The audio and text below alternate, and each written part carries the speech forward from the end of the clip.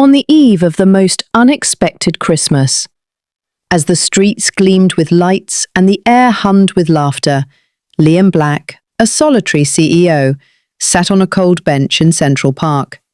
In his expensive wool coat and polished shoes, he seemed the embodiment of success. But within him lay a chilling emptiness that neither millions in bank accounts nor high status could fill. Liam, exhausted by meaningless social gatherings and the strained smiles so prevalent in his world, had declined the traditional family Christmas dinner months ago. He craved silence, a respite from others' expectations. But this solitude felt more like a sentence. He closed his eyes, listening to the city hum on without him, certain that this Christmas, like those before, would pass him by. At that very moment, through the swirling snowflakes, he heard light footsteps, almost weightless, like the rustle of paper. He opened his eyes. Before him stood a girl, no older than 3, with a mass of dishevelled golden curls peeking from under a worn red coat. Her bright blue eyes shone with hope, as if she'd just stepped out of an old fairy tale. In her hands, she carefully held a crumpled paper bag. "Sir, would you like to have dinner with us?"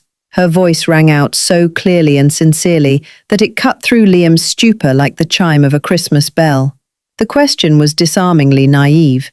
There wasn't a hint of pity, only a genuine, unadulterated invitation. Liam blinked, taken aback. Before he could answer, little Ella extended her hand and gently but firmly pulled on his glove. It happened so quickly he didn't even have time to resist. Some part of him, long forgotten what warmth felt like, allowed her to pull him to his feet, as if he were a long-awaited guest for a family dinner. They walked along the bustling street, her small coat brushing his leg, her tiny hand clutching his. Passers-by gazed in surprise at this strange pair, the embodiment of wealth and childlike innocence. But as they passed festive shop windows glittering with lights and neat Christmas trees adorned with garlands, Liam's world began to shift. This simple gesture, a child's offer to share an evening, became the most precious gift he had ever received. They turned onto a quiet street lined with modest apartment buildings. Warm lights glowed in their windows, hinting at coziness and life within.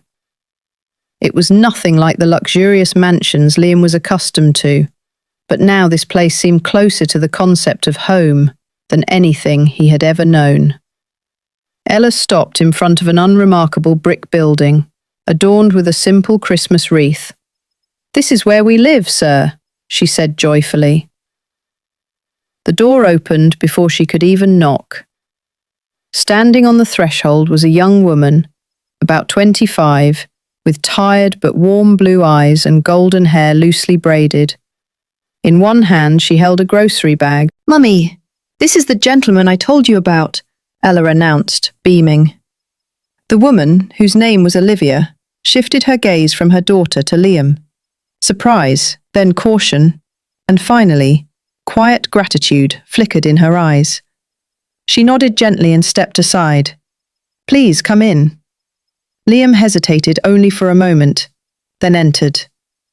The door quietly closed behind him, cutting him off from the world he once knew.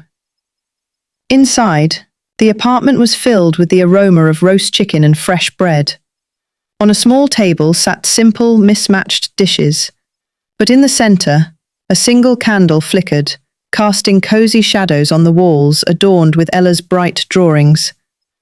The little girl ran to the table, climbed onto a chair, and patted the spot across from her, looking seriously at Liam. His breath hitched. He sat down, unsure what to say. Olivia placed a plate of chicken and vegetables in front of him, then sat beside her daughter. For a long time, no one spoke a word. "Merry Christmas, sir," Ella said softly. Olivia smiled, a real, genuine smile, without the strained politeness Liam had grown accustomed to, and he replied, "Merry Christmas," his voice slightly trembling with emotions he had long suppressed.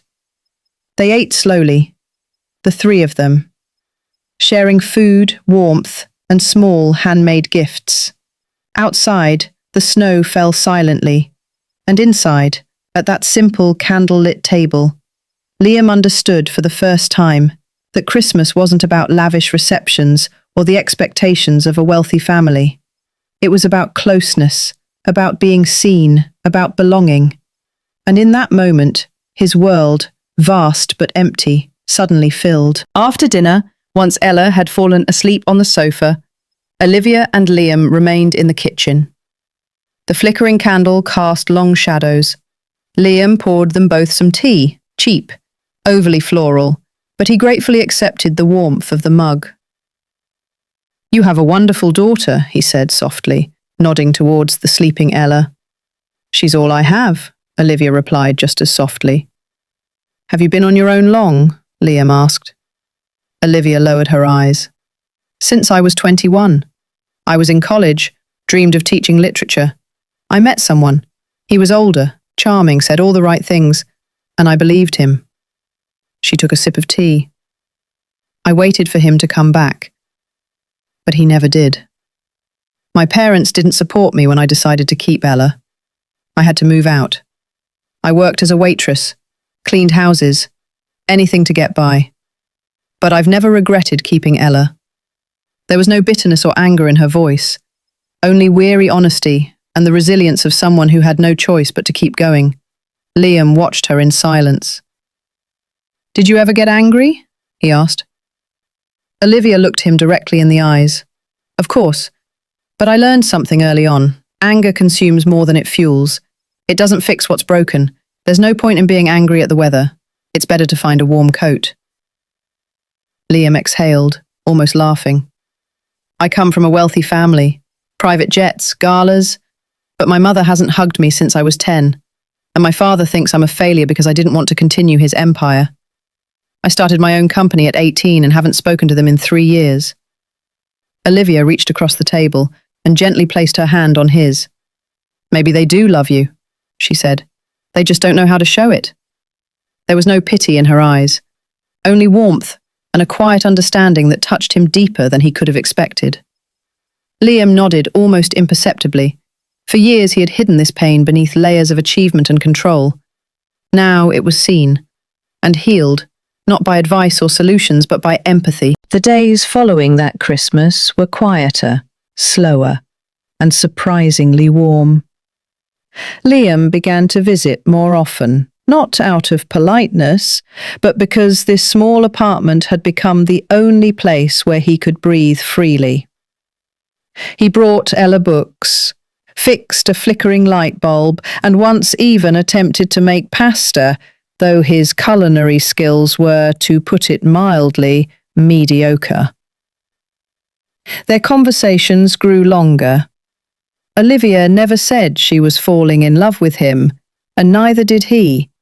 But it was there, in the way she looked up at the door each time, as if she was already expecting him, in the way he lingered longer with each visit, in no hurry to return to his glass tower of solitude, in the way Ella called him our Liam when talking to her plush toys, and in the cream-coloured scarf Liam had given Olivia, remembering her casual remark about a lost scarf, the scarf she now wore every time she left the house.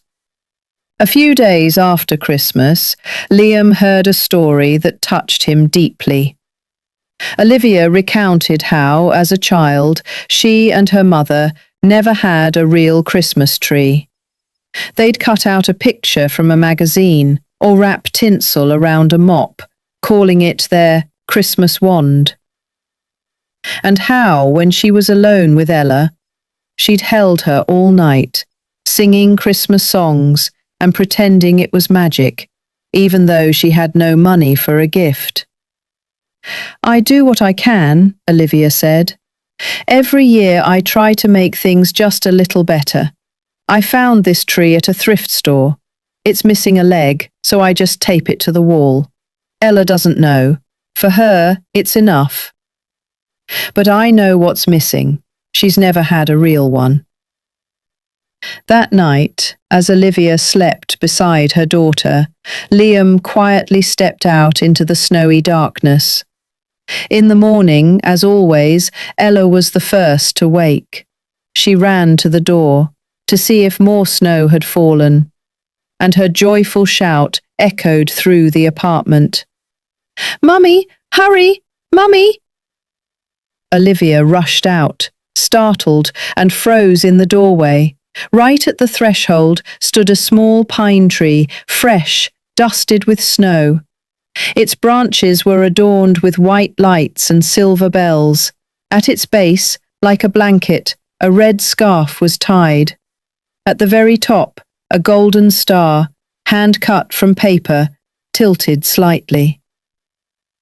Beneath the tree lay 3 neatly wrapped gifts, brown wrapping paper tied with red twine. Ella danced around the tree. "He came! Mummy, Santa really came!" Olivia knelt, her eyes filling with tears. She reached for a small envelope taped to one of the boxes. The handwriting was familiar. It read, "For Ella, from your secret Santa." She didn't need to ask, she already knew. For the first time in her life, Olivia felt that Christmas had truly arrived. By March, the city had almost shed its winter cloak. Ella was turning 4. For most, an insignificant milestone, but for Olivia, it meant everything.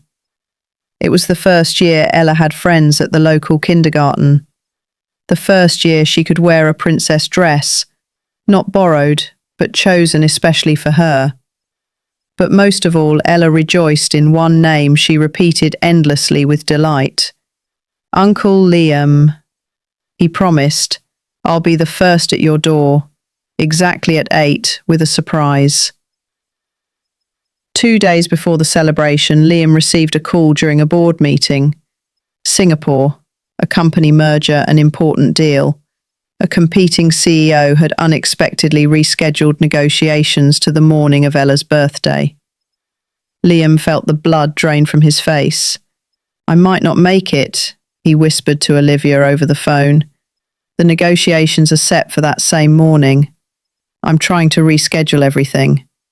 Olivia listened, then she replied softly, "You've already done so much for us. It's just, she sees you as family now, Liam. For this birthday, she's not waiting for gifts. She's waiting for you."